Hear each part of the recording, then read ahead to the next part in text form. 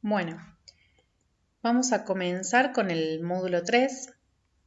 El módulo 3, como les había dicho, al igual que el 4, 5 y 6, va a hablar de las herramientas conceptuales, es decir, las herramientas que utiliza un psicólogo social para poder llevar a cabo su trabajo correctamente. Entonces, esas herramientas conceptuales, las cuales uno las tiene que saber muy bien como profesional, serían, por ejemplo, el hecho de saber qué es la sociedad, qué es una institución, qué son los mitos, a qué se refiere con poder. Esto tiene que ver con las herramientas conceptuales a utilizar. Entonces, vamos con el texto de Correa. El texto de Correa es sumamente importante y lo que va a hacer Correa es definir la sociedad, pero desde diferentes autores. Entonces, acá se presenta un problema a la hora de rendir examen porque hay preguntas que suelen hacer como, por ejemplo, definir sociedad desde Castoriadis. Y en la bibliografía, mirando así a grandes rasgos, no está Castoriadis. Pero ¿qué es lo que nos quieren preguntar? O sea, está bien hecha la pregunta, porque Correa es quien va a definir sociedad desde Castoriadis, por ejemplo. Entonces, lo que nosotros tenemos que tener en cuenta a la hora de cuando nos preguntan es, si nos piden definir sociedad, poner lo que sabemos de sociedad, ya sabemos que eso es desde Castoriadis. No volverse loco buscando el autor, porque alguien lo citó. Entonces, Correa va a tomar a Castoriadis y va a tomar a Castoriadis para definir lo que es imaginario social. Lo que dice Castoriadis es que para que exista una sociedad, hay que inventar significaciones imaginarias. Estas significaciones imaginarias son la condición necesaria para vivir en sociedad. Por ejemplo, un ejemplo que ya no existe, pero para que lo entiendan, una significación imaginaria podría ser que para irte a vivir con tu pareja te tenés que casar sí o sí. Vieron que antes estaba muy mal visto, es más, no existía, te tenías que casar. Bueno, entonces eso, por ejemplo. Ejemplo muy sonso, pero les va a servir. Entonces, hay que inventar significaciones imaginarias para que exista una sociedad, son lo que hacen que exista una sociedad, y estas significaciones son condiciones para vivir en esa sociedad. Una puede ser también, por ejemplo, que no hay que robar, que está mal pegar, la violencia, esas cosas. Entonces, Castoriadis, hablando de significaciones, de estas significaciones imaginarias, le va a poner como nombre a estas significaciones imaginario social. El imaginario social es una verdad absoluta y es quien marca el camino, o sea, es el que marca el camino a seguir. No hay que robar, hay que, qué sé yo, estudiar, hay que trabajar, por ejemplo, ¿sí? Porque si no sos un vago. Bueno, todo eso. Entonces, el imaginario social se toma como una verdad absoluta y es quien marca el camino de alguna manera en la vida del sujeto. Y va a distinguir dos tipos de imaginario social. Uno, el instituido o efectivo, lo suelen preguntar como efectivo, y el otro, el radical o instituyente. Del imaginario social instituido efectivo tiene que ver con significaciones. Recuerden que estamos hablando de lo mismo, o sea, significaciones imaginarias, significaciones es imaginario social, significaciones, estamos hablando de lo mismo. Entonces, el imaginario social instituido efectivo son significaciones impuestas, que nos las metieron en la cabeza. Y esto tiene que ver con la socialización primaria. ¿Qué es la socialización primaria? Cuando nos socializan nuestros padres. Cuando apenas nacemos, ya nos socializan. Es nuestra socialización primaria, son los primeros en socializarnos. Entonces, ¿qué va a pasar? Se va a naturalizar todo eso que nos han impuesto. Y esto que se naturaliza y que nos lo creemos está sostenido por los mitos. Porque de algún lado sale que nuestros padres nos digan que hay que estudiar porque si no sos un vago, por ejemplo. Son mitos. Entonces, estos mitos atraviesan las leyes, van más allá de las leyes. El imaginario social en sí atraviesa leyes, justamente porque está sostenido por estos mitos que también los atraviesan. Atraviesa las leyes porque cuesta trabajo socializarlo o naturalizarlo, lo que sea que haya que naturalizar. Por eso atraviesa las leyes, porque, por ejemplo, puede haber una ley, ahora que está el tema del aborto, por ejemplo, que salga la ley del aborto a favor. Bien, sale la ley, buenísimo. Pero ¿qué pasa? Hay un mito de un cierto grupo de gente, hay un imaginario social instituido que las que abortan son malas personas, por ejemplo, por no decir algo peor, para que lo entiendan. Entonces, más allá de que haya una ley que apruebe el aborto, que sea, al estar metido en una ley, es algo que se tendría que aceptar socialmente porque allá hay una ley que dice que está todo bien con el aborto. Entonces, los mitos, esto que piensan el cierto grupo de gente que está en contra, digamos, atraviesan esas leyes, no importa lo que diga la ley. Por eso dice que cuesta socializarlo y naturalizarlo, lo que esté en la ley. Digamos, como que los mitos ganan poder sobre eso, ¿sí? Y por el otro lado, el imaginario social radical o instituyente, este imaginario social, este tipo va a ser el que va a irrumpir con lo establecido, es decir, va a irrumpir con esto. El radical o instituyente va a irrumpir con el instituido efectivo. Irrumpe lo establecido, ¿para qué? Para modificarlo. Entonces, si irrumpe, ¿qué carácter tiene? Carácter activo, porque somos sujetos pensantes, somos sujetos activos. ¿Y qué es lo que va a hacer? Va a cuestionar, va a problematizar, va a demistificar el sujeto, el grupo. Esto es lo que pasa con el aborto, seguimos con el mismo ejemplo.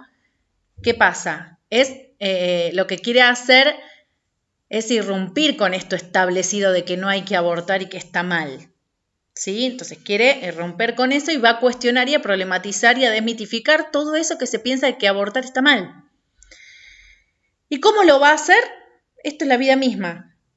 A través de diferentes medios. En la televisión, con grafitis, con marchas, concentraciones, banderas, etc. Todo lo que se ve.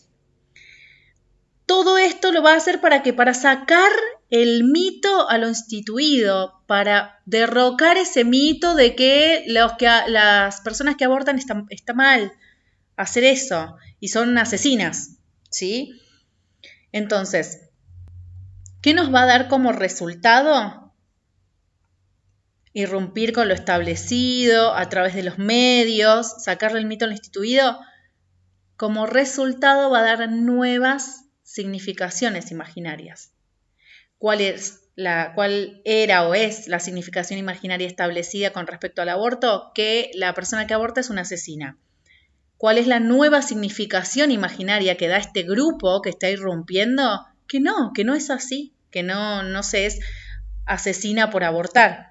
¿Sí? Les pongo este ejemplo que está muy, muy en claro, no es que esté en contra ni en favor ni nada, simplemente es a modo de ejemplo. Entonces, estas nuevas significaciones imaginarias que van a formar el imaginario social efectivo, que es del cual estamos hablando.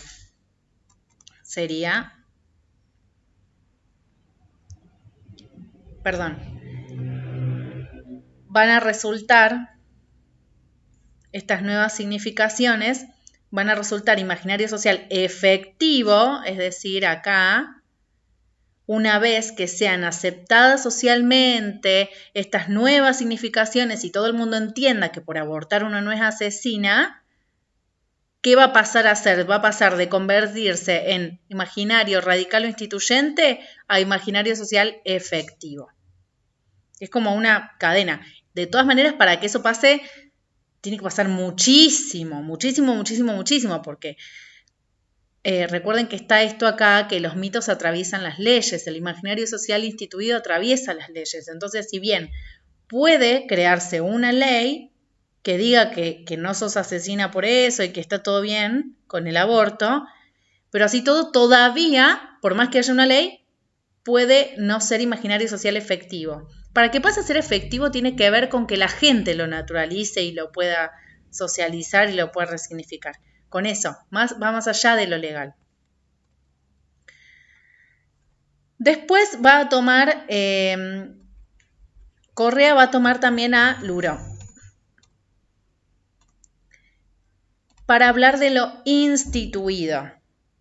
¿Y qué va a decir Luro con respecto a lo instituido? Entonces, si les preguntan acá, por ejemplo, yo no recuerdo que lo hayan preguntado, pero por las dudas, si les preguntan los 3 momentos de lo instituido según Luro, no les van a decir Correa, entonces ya saben que es el texto de Correa, que Correa lo cita para hablar de este tema. Entonces, va a decir que lo instituido atraviesa 3 momentos. Primero, el momento de la universalidad. Luego el de la particularidad. Y por último, singularidad. El momento de la universalidad, o carácter universal, lo pueden llamar de las dos maneras, tiene que ver con los valores, las normas y los sistemas culturales existentes. O sea, lo que ya está.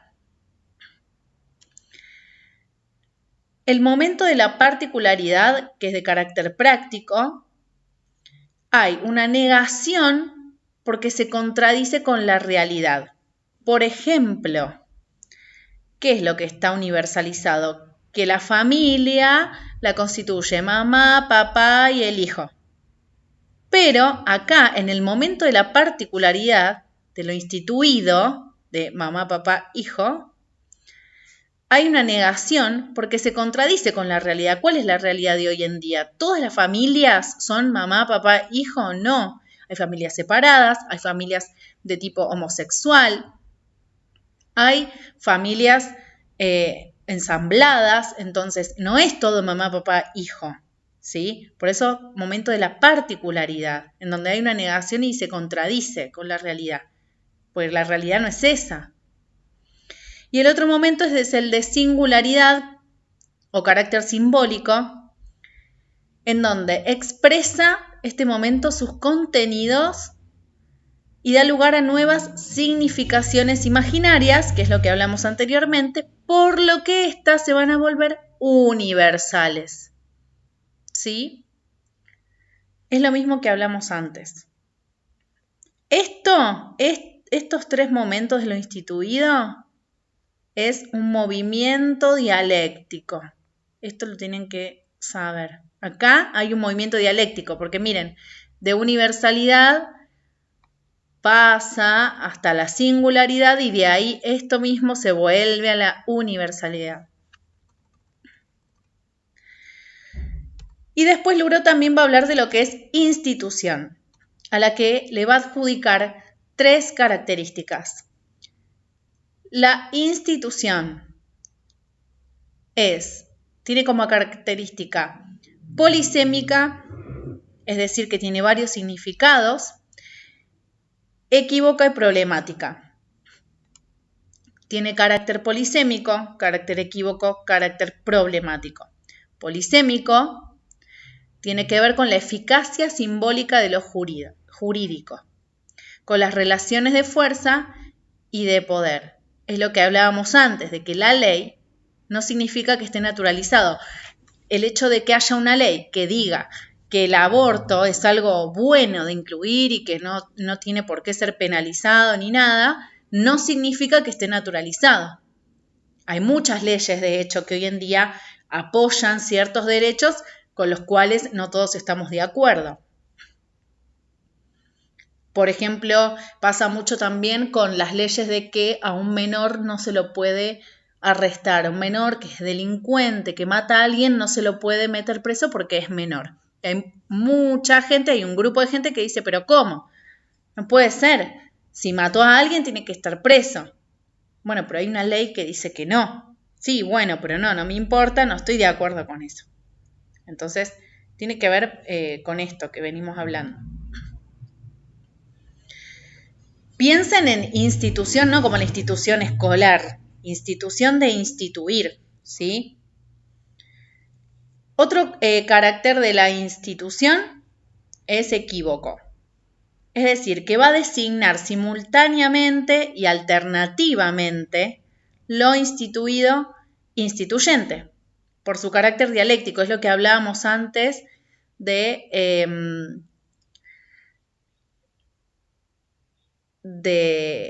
que de universalidad va a pasar a singularidad y de ahí vuelve a universalidad. Y después la otra característica es el otro carácter que es problemático. ¿Por qué? Porque no se presenta de manera inmediata a la observación y al análisis. Esto tiene que ver puramente con el paradigma de la psicología social. Bien, avanzo.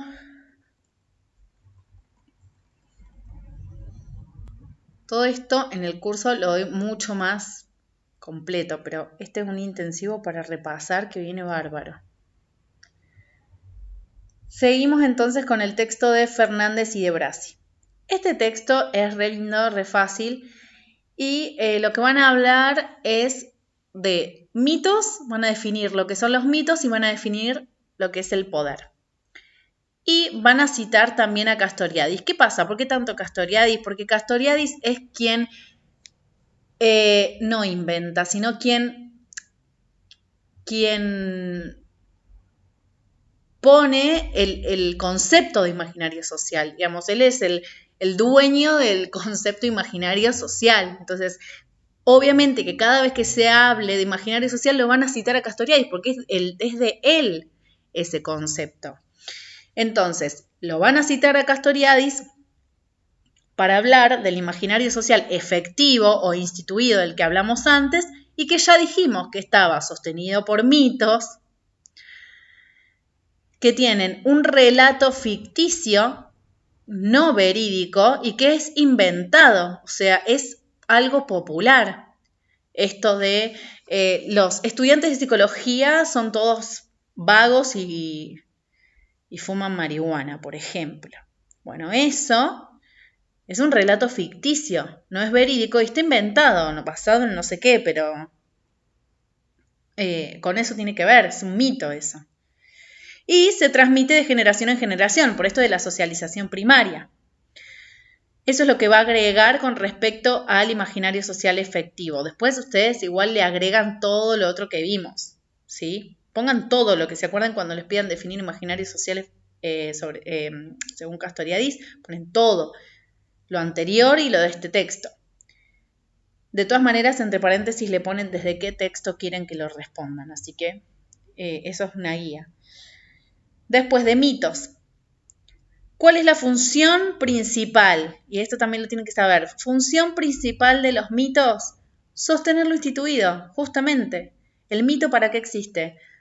Para tener en qué fundamentarse eso que dicen de que los que estudian psicología se drogan, por ejemplo, o son vagos, son hippies, todos. Para eso está el mito, para sostener lo instituido. ¿Y cómo es que operan estos mitos? Van a operar a través de 4 mecanismos que se los tienen que saber. Repetición, violencia simbólica, van a invisibilizar su proceso, y deslizamiento de sentido. Repetición. ¿Por qué? Porque el mito es insistente a sus narrativas. Insiste en que los estudiantes de psicología son hippies, va a insistir con eso. Repite lo mismo. Entonces ahí te lo van metiendo.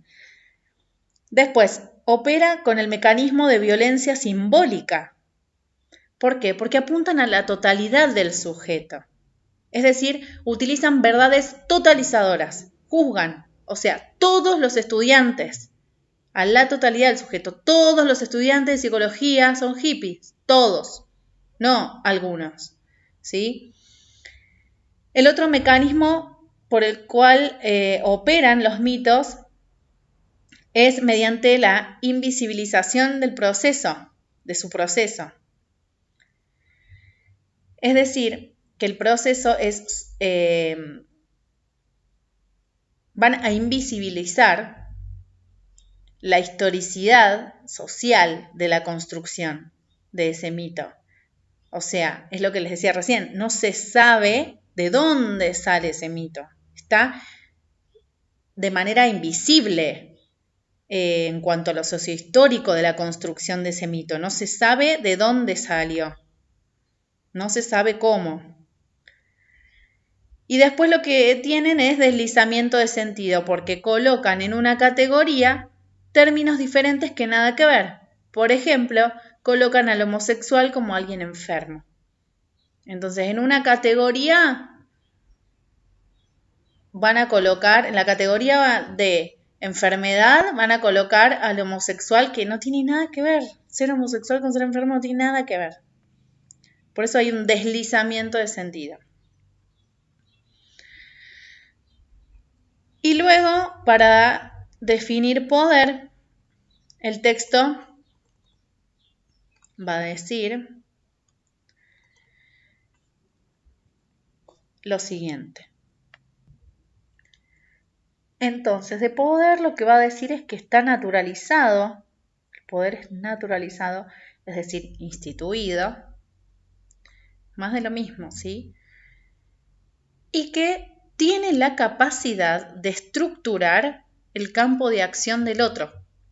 O sea, que yo quiero hacer algo, pero el poder, quien lo ejerza, quien ejerza poder sobre mí, o la situación que ejerza poder sobre mí, va a estructurar eso que yo quiero hacer, ese accionar mío. Tiene que ver con eso. Por ejemplo, en una relación donde tenemos a un docente y a un alumno, nos da como resultado de que el docente tiene algo que el alumno no. ¿Qué va a hacer? El título de docente. Entonces, el docente va a ejercer poder sobre el alumno. Hay un orden jerárquico ahí.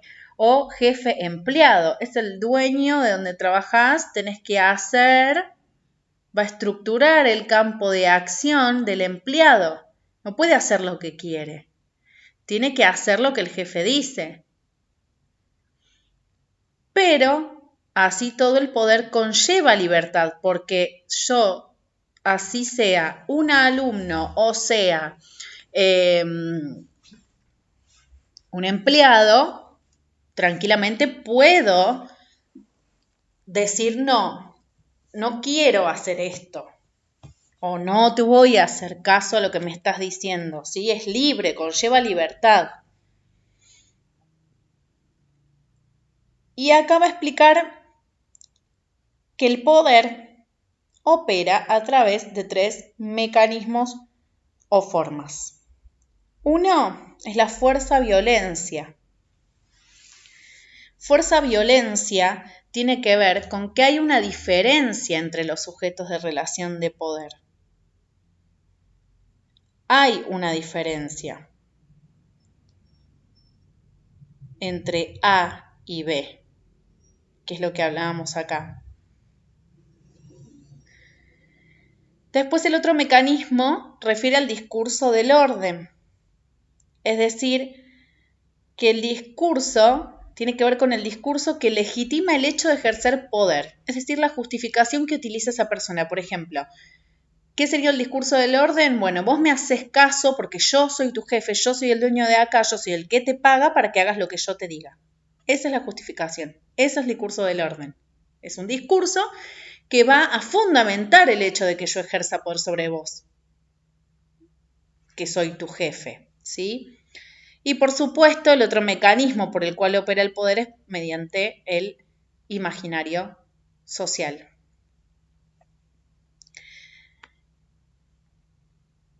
Eso sería todo este texto. Ahora, seguimos con Lazzarato, y Lazzarato va a hablar exclusivamente de poder. ¿Y qué es lo que nos va a decir de poder? Las formas y los tipos en que aparece. Lazzarato va a decir que el poder es la capacidad de estructurar el campo de acción del otro, como ya dijimos, de intervenir en el ámbito de las acciones posibles del otro. Es lo mismo, dicho de diferente forma. Se interviene en las acciones que puede llegar a hacer el otro. Es un modo de acción sobre sujetos actuantes. Todo esto quiere decir lo mismo, pero estaría bueno ponerlo de las diferentes formas. Es un modo de acción sobre sujetos actuantes. Y hay dos tipos. El poder propiamente dicho, en donde A ejerce poder sobre B, o puede ser al revés, B ejerce poder sobre A.